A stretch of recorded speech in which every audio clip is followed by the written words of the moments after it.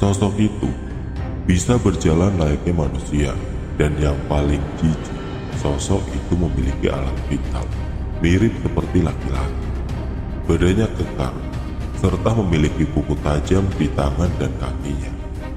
Ada perjanjian apa Darwati dengan sosok Jubu penunggu petilasan bom?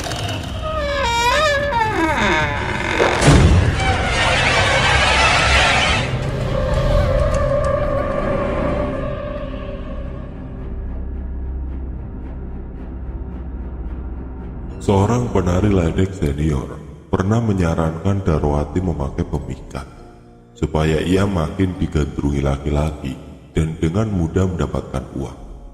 Namun ada beberapa syarat yang harus dipenuhi. Awalnya ia ragu, namun rasa egonya sangat besar dan menguasai dirinya sehingga akal sehat tidak lagi bertoleransi dengan keputusan yang diambilnya itu. Ada 5 syarat yang harus ia lakukan. Topo kungkum saat purnama tiba, tanpa sehelai kain melekat di tubuhnya. Memeras darah haid dan memasukkannya ke dalam kolam, tempatnya melakukan topo kungkum. Menyediakan telur kampung, kembang setaman, menyan, dan ayam merah. Mencari ledek barangan, berpasangan dengan sosok itu. Lalu bercinta. 5 syarat yang harus dipenuhi dan dilakukan saat malam hari di petilasan itu. Apabila telah terpenuhi, sebagai gantinya, ia harus mau bercinta pada saat purnama dan memberi satu tumbal laki-laki dewasa setiap tahunnya. Tolong, ada mayat. Rahmat berlari tunggang-langgang. Hampir saja kakinya kepleset karena jalanan yang becek setelah hujan lebat semalam. Ketakutannya bukan tanpa sebab. Ia menemukan tubuh kaku seorang laki-laki di bawah pohon. Tubuh lelaki itu sudah memucat, bibirnya biru menganga, dengan bola mata yang menyembul hampir keluar dari kelopaknya. Kematian yang aneh, seperti melihat makhluk mengerikan. Beberapa warga yang sedang berada di sawah mendengar teriakan Rahmat dari kejauhan. Mereka tampak panik. Tidak biasanya juga ada mayat di area persawahan. Sebelumnya aman saja, tidak ada kejadian yang membuat gempar warga Karjosari. Ada apa, Nak? Kok ketakutan? Ada mayat, Mbah. Di sana, di bawah pohon dekat kuburan bom. Jawab Rahmat dengan nafas tersegal-segal. Mayat? Orang mana? Tanya Pak Dula penasaran. Gak kenal, Pak. Sepertinya bukan orang sini. Bukan warga sini, jawab Pak Dula keheranan. Tidak habis pikir mengapa bisa ada di kuburan bom, padahal semalam hujan lebat. Serentak para warga berbondong-bondong menuju pesarian bom. Leh, kamu ke rumah Pak Lurah ya? Matur sama Pak Lurah, ada mayat di pesarean. Ucap Pak Dula sebelum beranjak ke pesarean. Nggih, Pak, jawab Rahmat singkat. Sesampainya di sana, innalillahi wa inna ilaihi rajiun. Ya Allah, meninggal kenapa ini ya, Pak? Apa sakit ya? Ujar Pak Mangun sembari berjalan mendekati jenazah tidak dikenal itu. Kok saya tidak asing ya? Pernah melihatnya bersama Darwati. Ucap Pak Dula mencoba mengingat. Tapi di mana? Batin Pak Dula. Di tengahnya ia melamun itu, Pak Lurah ditemani beberapa Jogobayan datang ke pesarean dengan membawa keranda. Bagaimana bapak-bapak? Ada yang mengenalnya tidak? Tanya Pak Lurah sembari mendekati jenazah untuk memastikan siapa laki-laki itu. Pak Lurah terkejut ketika melihat wajah mayat itu. Budiman? Bapak tahu siapa mayat ini? Tanya Pak Dula. Pak Lurah yang masih dalam keadaan shock tidak langsung menjawab lontaran pertanyaan Pak Dula. Pasalnya Budiman ini adalah rekan bisnisnya. Sejak kapan Budiman dekat dengan Darwati? Gumam Pak Lurah dalam hati. Pasalnya sudah hampir setahun ia tidak bertemu dengan Budiman. Setelah selesai membangun proyek perumahan di Karjosari, Budiman pulang ke kampungnya. Pertanyaan itu terus menggelayut di benaknya, meski sebenarnya wajar apabila banyak yang mengenal Darwati. Namanya tersohor hingga ke pelosok desa lain. Darwati penari ledek tercantik dan sangat menggoda kaum laki-laki. Kebetulan saya kenal dengan beliau. Dulu rekan bisnis saya sewaktu membangun proyek perumahan tahun lalu, Pak. Namanya Budiman. Terang Pak Lurah dengan raut wajah penuh tanya. Para warga yang mendengarnya menghela nafas lega karena ada yang mengenal siapa laki-laki asing itu, yang ternyata adalah rekan bisnis Pak Lurah. Ya sudah bapak-bapak, lebih baik kita bawa saja. Kita urus dulu jenazahnya, tegas Pak Lurah. Singkat cerita, setelah selesai disucikan dan didoakan, Pak Lurah menghubungi keluarganya Budiman untuk mengabarkan kematiannya. Meski dengan berat hati, namun keluarga harus tahu kemalangan yang telah menimpa Budiman. Akhirnya, tumbal pertama sudah kau berikan. Aku akan memenuhi janjiku. Aku akan membuat banyak laki-laki bertekuk lutut padamu, Darwati. Dan mereka rela memberikan harta kekayaannya padamu. Suara misterius itu mengiang di telinga Darwati saat ia sedang meditasi. Di petilasan bong saat tengah malam, bau wangian di tubuhnya seolah memanggil sosok Jubu untuk menampakkan diri. Dalam penglihatan Darwati, sosok Jubu itu menyerupai wajah Budiman. Namun apabila orang lain yang melihat, sosok itu menyerupai tikus tapi mengerikan. Di tengah malam dingin itu, Darwati melakukan persetubuhan dengan sosok yang menyerupai Budiman itu. Dari persetubuhan itu, Darwati bahkan sudah memiliki banyak anak. Wujudnya menyerupai tikus-tikus kecil. Ritual seperti itu dilakukannya setiap Selasa Kliwon. Ia akan menyerahkan seluruh tubuhnya pada sosok Jubu. Sesuai perjanjian awal, ia harus menyerahkan tumbal setiap tahunnya. Namun, semua yang dilakukannya bukan isapan jempol semata. Seiring berjalannya waktu, Darwati telah menjadi orang terkaya di desa Karjosari. Banyak desas-desus yang beredar.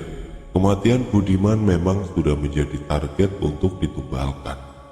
Tapi warga masih menyaksikan karena tidak ada bukti kuat.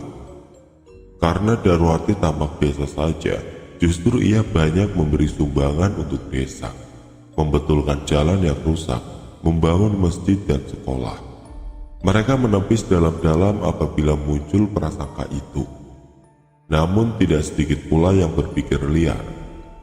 Tanggapan ledek itu upahnya tidak seberapa, tapi Darwati bisa membeli rumah, sawah, mobil, bahkan menyumbang dana untuk pembangunan desa. Suatu ketika di penghujung tahun ada pagelaran wayang kulit semalam suntuk. Seperti biasa, Darwati bersama rombongannya juga tampil di acara tersebut. Darwati, ayu tenan yo lek. Ayune orang bosen nih. Di sawang sansaya ayu, jan mare keseksem. Kartono, pemuda tanggung itu tidak kuasa menahan rasa sukanya pada Darwati. Walah Kar, awakmu ra iso ndelok wong wadon ayu sithik. Tangane isi urung gaduk nang kuping, ujar Lek Supir. Emang kudu gaduk kuping to, Lek? Lah yo ora to, sing penting wani ae, sambungnya pada Lek Sukir. Lek Sukir yang mendengarnya hanya bisa geleng kepala.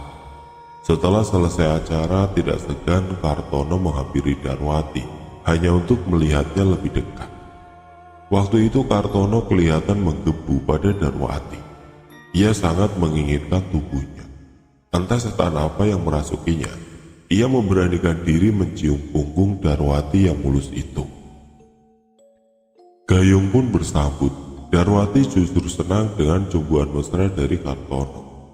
Tidak peduli banyak orang memperhatikan gerak-gerik mereka berdua, Darwati memang akan berubah binal ketika laki-laki mendekatinya. Kebinalan itulah yang menjadi magnet untuk menggait korbannya. Wah lakar, ora wedi kowe, iso dadi tumbal mengko. Batin Lek Sukir kesal. Raut wajahnya menyiratkan kebencian pada Darwati. Hanya Lek Sukir yang merasakan Darwati memiliki pemikat. Kekayaannya sangat tidak wajar.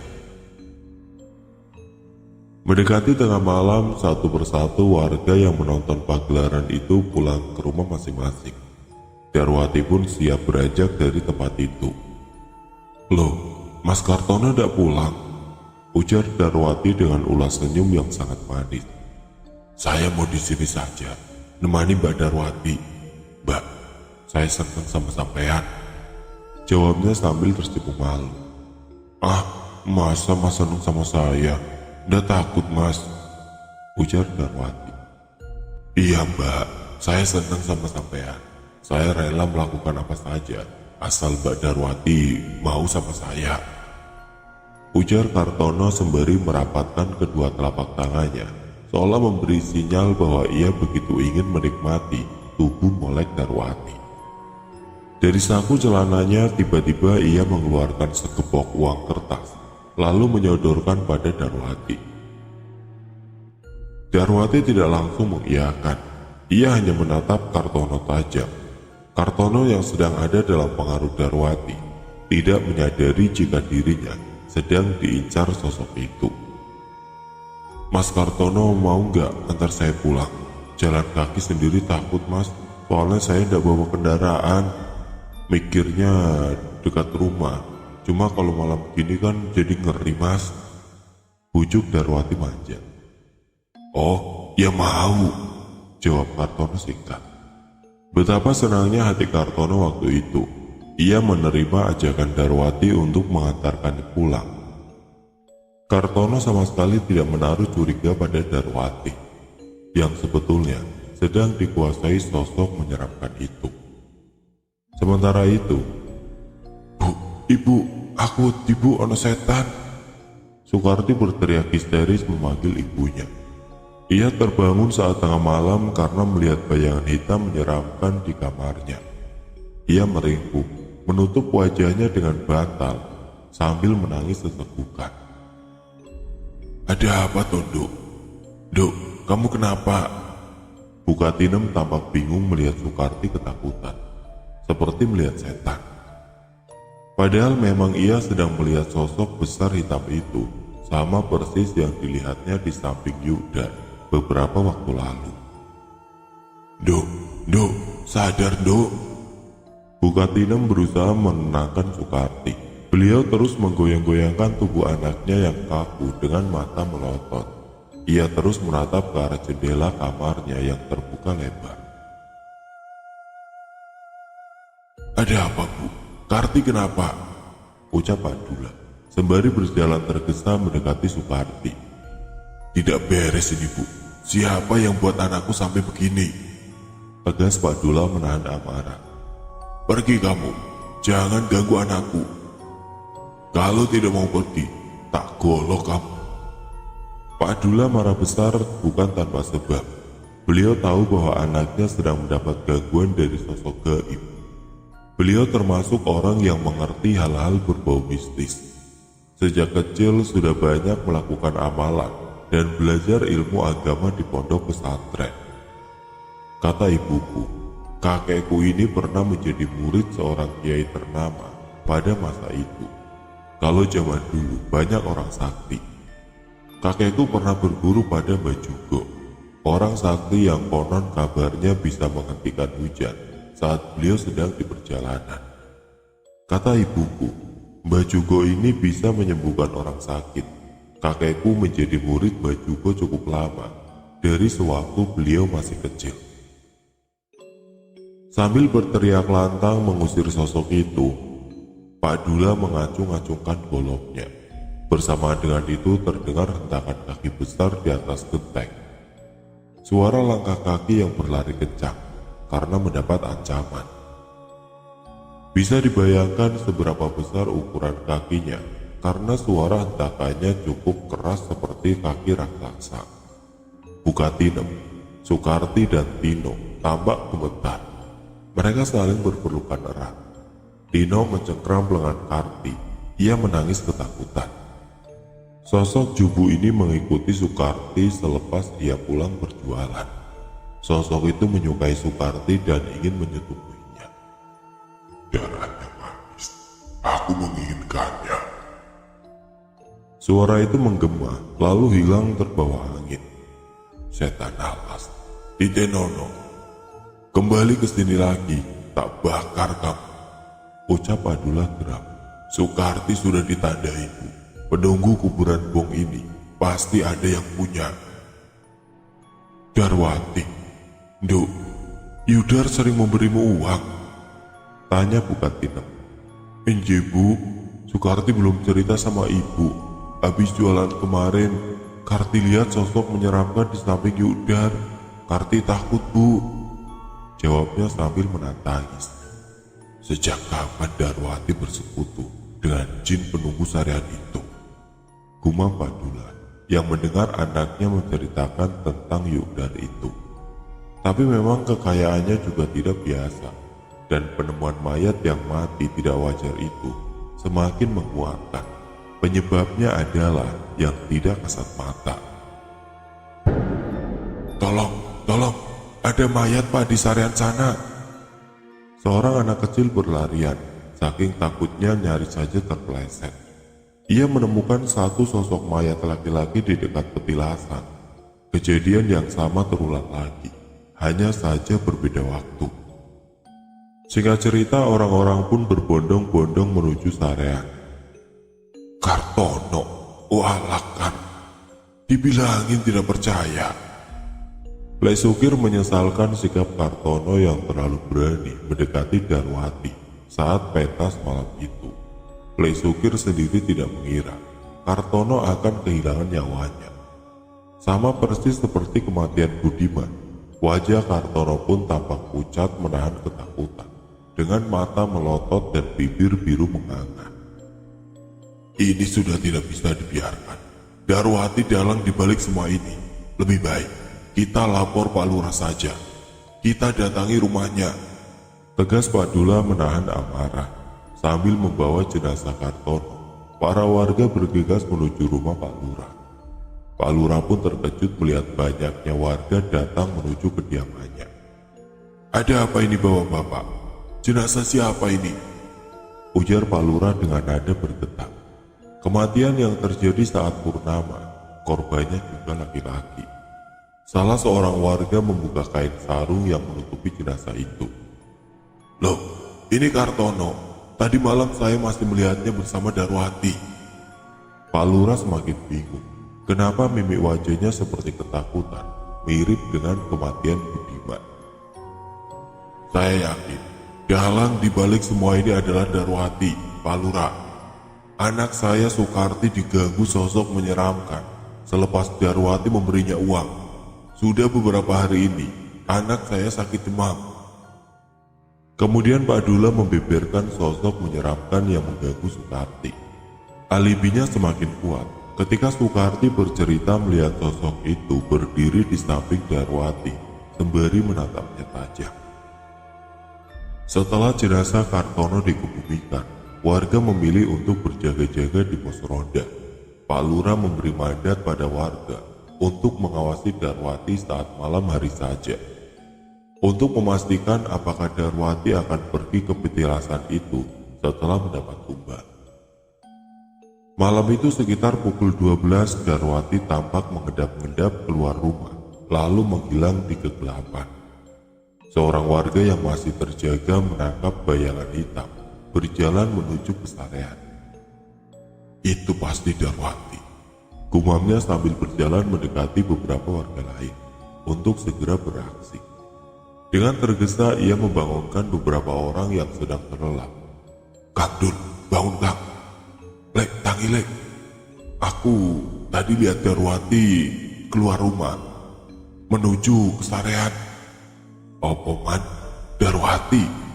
Tanya Pak Dula sembari mengucap matanya yang masih menghantuk. Enje Pak Dul, jawab Kirman singkat.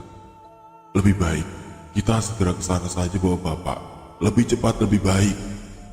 Di tengah malam dingin itu sekitar 5 orang warga serempak menuju Sarean hanya berbekal senter kecil. Sesampainya di sana mereka kebingungan mencari di mana Darwati berada karena kondisi petilasan yang gelap. Namun dari kejauhan terdengar suara rintihan perempuan yang sedang bersenggama. Suara siapa itu Pak? Tanya Kirman dengan suara bergetar. Mereka berjalan pelan menuju arah suara itu. Jalan setapak yang dilalui pun semakin menurun hingga mendekati sungai kecil yang terletak di bawah pesarean. Dan sontak mereka terkejut melihat penampakan mengerikan. Darwati sedang bersetubuh dengan sosok Jubu. Tidak selai kain melekat di badannya. Darwati pun tampak menikmati persetubuhan itu. Darwati! Teriak Pak Dula dengan geramnya. Darwati yang tidak menyadari dirinya sedang diintai, sontak terkejut dan tiba-tiba berteriak histeris, sedangkan sosok itu menghilang begitu saja. Bersamaan dengan menghilangnya sosok itu, Darwati pun terkulai lemas lalu tidak sadarkan diri. Lalu warga menggotong tubuh Darwati, tapi saat diangkat terasa berat dan berbau amis. Banyak bulu menyerupai bulu tikus menempel di badannya. Sementara dari mulutnya mengeluarkan busa yang baunya menyengat sekali. Warga membawa pulang ke rumahnya. Orang tua Darwati tampak kebingungan, bertanya-tanya apa yang tengah terjadi pada anaknya. Warga pun menjelaskan dengan detail peristiwa apa yang menimpa Darwati. Sebaiknya Darwati diruqyah saja Pak, karena jin penunggu Sarean pasti bisa mengganggunya, terang Pak Dula. Saya jadi malu dengan warga di sini. Sebagai orang tua, saya tidak bisa membimbing anak saya dengan baik. Sebetulnya saya juga curiga, dari mana dia mendapat uang sebanyak itu setiap pulang meledek, ucap Pak Medi. Singkat cerita, setelah peristiwa itu Darwati tidak pernah keluar rumah. Banyak warga yang bertanya di mana keberadaannya.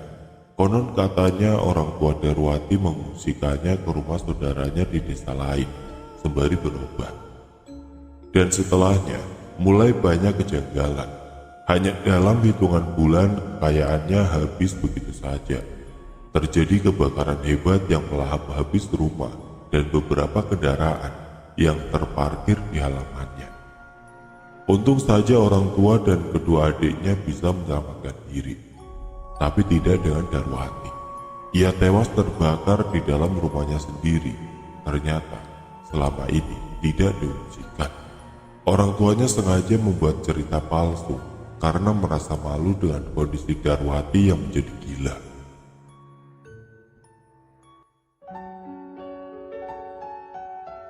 Oke teman-teman, sekian untuk kisah kali ini.